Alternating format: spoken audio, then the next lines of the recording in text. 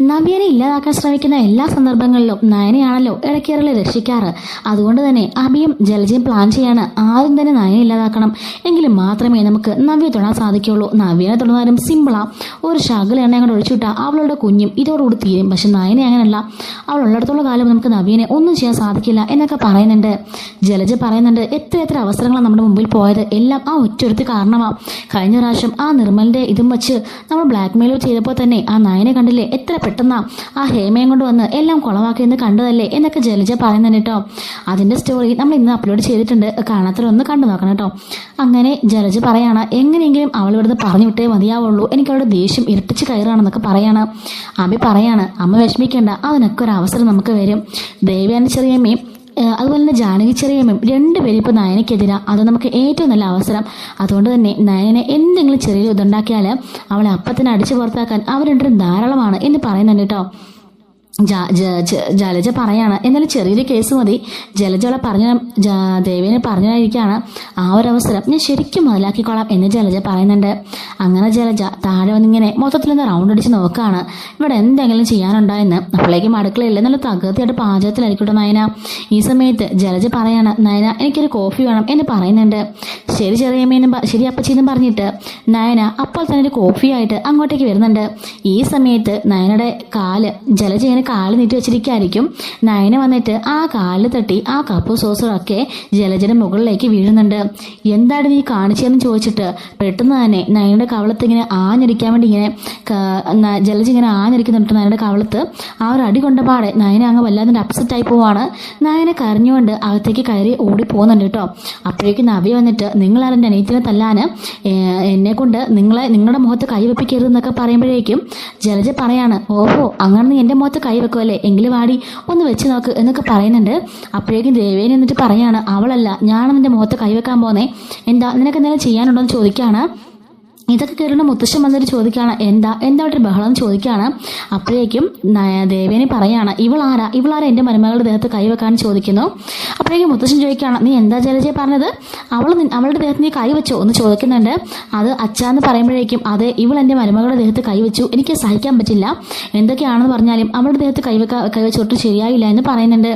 നവി പറയാണ്, ഇവിടുന്ന് വലിയ രാജ്ഞിയെ പോലെ ആജ്ഞാപിച്ചു നയനയോട് ഒരു ഗ്ലാസ് ചായ എടുത്തിട്ട് വരാന്.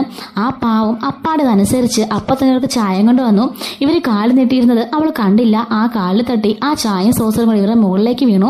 അതിന് ഒറ്റ അടി അടിക്കുക അതിന് അനിയത്തിന്റെ കവളത്തിനിട്ട് എല്ലാവർക്കും അടിക്കാനും ഇവരിട്ട് വേലക്കാരിയെ പോലെ ജോലി ഏൽപ്പിക്കാനൊക്കെ എൻ്റെ അനിയത്തിലുണ്ടല്ലോ, ആർക്കും ഒന്നും അറിയണ്ടല്ലോ, എല്ലാവരും ഭക്ഷണം കഴിക്കാറാകുമ്പം കയ്യും കഴുകി ടേബിളിലേക്ക് വന്നാൽ മതിയല്ലോ, ബാക്കി എല്ലാ കാര്യങ്ങളും നോക്കുന്നതിന് അനിയത്തിയല്ലേ, ആർക്കും ഒന്നും അറിയണില്ല എന്നൊക്കെ പറഞ്ഞ് നവ്യ ഭയങ്കരമായിട്ട് ചൂടാവാണ്. ഇവിടെ അവർക്ക് സപ്പോർട്ടീവായിട്ട് ആരാ ഉള്ളത്, മുത്തശ്ശനും മുത്തശ്ശിയും മാത്രമേ ഉള്ളൂ.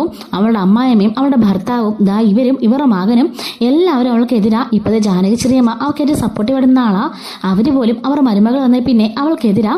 ഇങ്ങനെയാണെങ്കിൽ ഇനി നയനെ ഞാനിവിടെ ഉണ്ടാവില്ല, മുത്തശ്ശൻ ഞങ്ങൾ ഇവിടുന്ന് പോവാം, ഇനി ഞങ്ങളതിനെ ഉപദ്രവിക്കാൻ ഞങ്ങളങ്ങനെ വേലക്കാരികളൊന്നും അല്ല, ഞങ്ങൾക്ക് കൊണ്ടൊരു വീട് അച്ഛനും അമ്മയും ഉണ്ട്, ജോലി ചെയ്യാനുള്ള കഴിവും ഞങ്ങൾക്കുണ്ട്, ഞങ്ങൾ പോയി എവിടെയെങ്കിലും പോയി ജോലി ചെയ്ത് ജീവിച്ചോളാം, നയന ഇവിടെ ചെയ്യുന്ന ജോലി വേറെ എവിടെയെങ്കിലും പോയി ചെയ്താൽ എനിക്ക് നല്ല ശമ്പളവും കിട്ടും, ഞാനും എന്തെങ്കിലുമൊക്കെ ജോലി ചെയ്ത് ജീവിച്ചോളാം എന്നൊക്കെ പറഞ്ഞിട്ട് നവി ദേഷ്യപ്പെട്ട് മുകളിലേക്ക് കയറി പോവാണ്.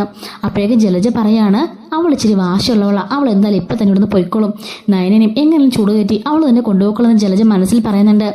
അപ്പോഴേക്കും മുത്തച്ഛൻ വന്നിട്ട് ചോദിക്കുകയാണ്, ശരിയാണോ ജലജെ, നീ അവളെ അടിച്ചോ എന്ന് ചോദിക്കുമ്പം, അച്ഛാ അത് പെട്ടെന്നുള്ള ദേഷ്യത്തിന് ഞാനങ്ങ് ചെയ്തു പോയെന്ന് പറയുമ്പോഴേക്കും മുത്തച്ഛൻ ഒരു അടി കൊടുക്കാണ്ട് ജലജ അങ്ങോട്ട് തകർന്നു പോയി നിൽക്കുകയാണ്.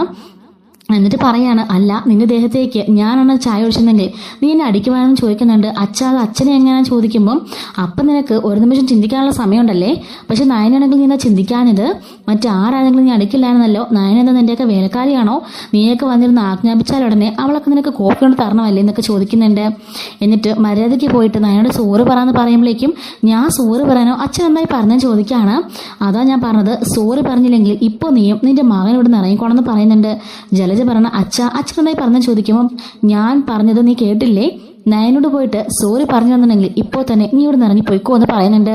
അപ്പോഴേക്കും ജലജ ഒന്നും കഴിയാത്ത അവസ്ഥയിൽ ഇങ്ങനെ നിൽക്കുന്നുണ്ട്. ദേവേനി പറയാണ്, അതെ അത് തന്നെയാണ് നല്ലത്, നീ ഇവിടെ നിൽക്കണ്ട, നയനെ അടിക്കാൻ നിനക്കെന്താ അവകാശം, നയന എൻ്റെ മകൻ കിട്ടിയ പെണ്ണ, അവളെ അടിക്കാനുള്ള അവകാശമൊന്നും നിനക്കില്ല, ആർക്കുമില്ല എന്ന് ദേവേനി പറയുന്നുണ്ട്. അങ്ങനെ ജലജ ഇങ്ങനെ സ്റ്റെപ്പ് കയറി പോവാണ്. ഈശ്വര ഇതെനിക്കാണ് തിരിഞ്ഞു വന്നോ. എന്തായാലും അവൾമാർ രണ്ടും ഉണ്ടല്ലോ അവിടെ പോയിട്ട് സോറി ചോദിക്കുന്നതിലൊന്ന് അഭിനയിച്ചിട്ട് എങ്ങനെയെങ്കിലും അവൾമാർ നിളക്കി പറഞ്ഞുകൊണ്ടെന്നൊക്കെ ആലോചിച്ചുകൊണ്ട് ജലജ അവരുടെ അടുത്തേക്ക് പോകുന്നുണ്ട്. അപ്പോഴേക്കും നയൻ ഇങ്ങനെ കട്ടിലിൽ കരഞ്ഞുകൊണ്ടിരിക്കുകയായിരിക്കും. നവി വന്നിട്ട് പറയുന്നുണ്ട്, നാണമില്ല നിനക്ക് ഇവിടെ നിന്ന് കരഞ്ഞുകൊണ്ടിരിക്കാൻ. അപ്പോൾ തന്നെ രണ്ട് വർത്താനം അവർ മുഖത്ത് നോക്കി പറയത്തില്ലായിരുന്നോ, അല്ലെങ്കിൽ അവർക്കുണ്ടെങ്കിൽ കൊടുക്കത്തില്ലെന്ന് ചോദിക്കുമ്പോൾ ചേച്ചി എന്തൊക്കെയാണ് പറഞ്ഞത്, അത് ആദർശേട്ടൻ അപ്പച്ചിയാ, അത്രയും പ്രായത്തിൽ മൂത്തൊരാളെ നമ്മൾ തിരിച്ചടിക്കാൻ പാടുണ്ടോ എന്ന് ചോദിക്കുന്നുണ്ട്. ശരി അടിക്കണ്ട, നിനക്കെണ്ട വർത്താനം അങ്ങ് പറയാനെല്ലാം ചോദിക്കുമ്പോൾ ഞാൻ എന്ത് പറയാനാ ചേച്ചി, എനിക്ക് സഹിക്കാൻ പറ്റിയില്ല, പെട്ടെന്ന് വിഷമം വന്നെന്ന് പറയുമ്പോഴേക്കും പിന്നെ നീ ഇങ്ങനെ വിഷമിച്ചങ്ങിരുന്നോ, അത് തന്നെയാണ് എല്ലാത്തിനും കാരണം എന്നൊക്കെ പറയാണ്. അപ്പോഴേക്കും ഇങ്ങോട്ടേക്ക് ജലജ വന്നിട്ട് പറയാണ്, നായന സോറി പെട്ടെന്നൊരു ദേഷ്യത്തിനും ചെയ്താന്നൊക്കെ പറയുന്നുണ്ട്. നവി പറയാണ്, ഓഹോ പെട്ടെന്ന് ദേഷ്യത്തിനാണെങ്കിൽ നിങ്ങൾ മുത്തശ്ശി അടിക്കുമോ അല്ലെങ്കിൽ നിന്റെ മകനെ അടിക്കുമോ എന്നൊക്കെ ചോദിക്കുമ്പോഴേക്കും ഞാൻ പറഞ്ഞല്ലോ നവ്യ, ഞാൻ അറിയാതെ ചെയ്തു പോയതെന്ന് പറയുന്നുണ്ട്. എന്നിട്ട് ജലജ പറയാണ്, ഞാനേ ഈ മീനാക്ഷി പണ്ട് ഇതുപോലെ ചെയ്തിരുന്നു, അപ്പോൾ അവൾക്ക് അടി കൊടുത്തു, ഞാൻ നയനെ അങ്ങനെ കരുതിയുള്ളൂ, പിന്നെ എല്ലാവരും ഇവിടെ നയനെ ഒരു വേലക്കാരിയെ പോലെയല്ലേ കാണുന്നത്, അതുകൊണ്ട് ഞാനും അങ്ങനെ തന്നെ അവളെ കണ്ടുള്ളൂ, ഒരു വേലക്കാർ തെറ്റിയാൽ നമ്മൾ അടിക്കണ്ടേ, അതുകൊണ്ടാന്നൊക്കെ പറയുമ്പോഴേക്കും നവി പറയാണ്, ഓഹോ അപ്പോൾ നിങ്ങൾ ജോലിക്കാർ തെറ്റിയാൽ ജോലിക്കാരെ അടിക്കുമോ, അതിനുള്ള പെർമിഷനൊക്കെ നിങ്ങൾക്ക് ആരാ തന്നത്, അതുപോലെ തന്നെ എൻ്റെ അനിയത്തിനെ കൈവെക്കാനുള്ള അധികാരം നിങ്ങൾക്ക് ആരാ തന്നത്, എൻ്റെ അനിയത്തി ഇവിടുത്തെ വേലക്കാരിയൊന്നും അല്ല, നിങ്ങളിപ്പോൾ ഒന്ന് പറഞ്ഞല്ലോ അവൾ വേലക്കാരിയെ പോലെയാണ്, അവൾ ഇവിടുത്തെ വേലക്കാരിയൊന്നും അല്ല, അത് ഞാൻ തെളിയിച്ച് കാണിക്കാമെന്ന് പറഞ്ഞിട്ട് നവി പറയാണ്, നയനെ നീ ഇങ്ങോട്ട് വന്നതെന്ന് പറയുന്നുണ്ട്. എന്താ ചേച്ചിന്ന് ചോദിക്കുമ്പം ഇനിയൊരു നിമിഷം പോലും നമ്മളിവിടെ നിൽക്കുന്നില്ല, നമ്മളിവിടുന്ന് പോവാമെന്ന് പറയുമ്പോഴേക്കും ചേച്ചി എന്തൊക്കെയാണ് പറഞ്ഞത്, നമ്മളിവിടുന്ന് പോവാണെന്ന് ചോദിക്കുമ്പം അതെ നമ്മളിവിടുന്ന് ഇറങ്ങാൻ പോവാണെന്ന് പറയുന്നുണ്ട്. എന്താ ചേച്ചി പറഞ്ഞെന്ന് ചോദിക്കുമ്പം പിന്നെ നിന്നെ എല്ലാവരുടെ വേലക്കാരിയെ പോലെ കണക്കാക്കുന്നതെന്നൊക്കെ പറഞ്ഞാൽ പിന്നെ എന്താ ചെയ്യുക, മതി നീ ഇവിടെ കിടന്നത് കഷ്ടപ്പെട്ടതൊക്കെ, ഇനി ഇവിടെ നീ നിൽക്കുന്നില്ല, ഞാനും നീയും ഈ നിമിഷം ഇവിടെ എന്ന് പറയുന്നുണ്ട്. അപ്പൊ ജലജ മനസ്സിൽ പറയുന്നുണ്ട്, ഏറ്റു എൻ്റെ പ്ലാനിങ് എന്തായാലും ഏറ്റു എന്ന് മനസ്സിൽ കരുതാണ്. അപ്പോഴേക്കും നയനെ പറയുന്നുണ്ട്, വേണ്ട ചേച്ചി അതൊന്നും ചെയ്യാൻ പാടില്ല, മുത്തശ്ശനൊക്കെ അറിഞ്ഞാൽ അവർക്ക് വിഷമാവെന്ന് പറയുമ്പോൾ വേണ്ട, നീ ഇനി അതും പറഞ്ഞിട്ടിരിക്കണ്ട, നീ വന്നില്ലെങ്കിൽ ഞാനിപ്പോൾ ഇറങ്ങിപ്പോയിക്കോളാം എന്നൊക്കെ പറയാണ്. ജലജ പറയുന്നുണ്ട്, അയ്യോ പോവല്ലേ, ഞാൻ അങ്ങനൊന്നും ഉദ്ദേശിച്ച് പറഞ്ഞല്ല, ഞാൻ പണ്ടത്തെ ആ ഒരു ഉപമയിൽ പറഞ്ഞതേ ഉള്ളൂ, നയനയ്ക്ക് ഇവിടെ എല്ലാവരും മരുമകളെ പോലെയല്ലേ, ഞാൻ സോറിയും പറഞ്ഞല്ലേ പോവല്ലെന്നൊക്കെ പറയുമ്പോഴേക്കും അങ്ങോട്ട് മാറി നിൽക്കത്തള്ളേ, ഞങ്ങൾ അവിടുന്ന് പോവാന്നൊക്കെ പറഞ്ഞിട്ട് ദേഷ്യപ്പെട്ട് നവി അവിടെ നിന്ന് ഇറങ്ങുകയാണ്.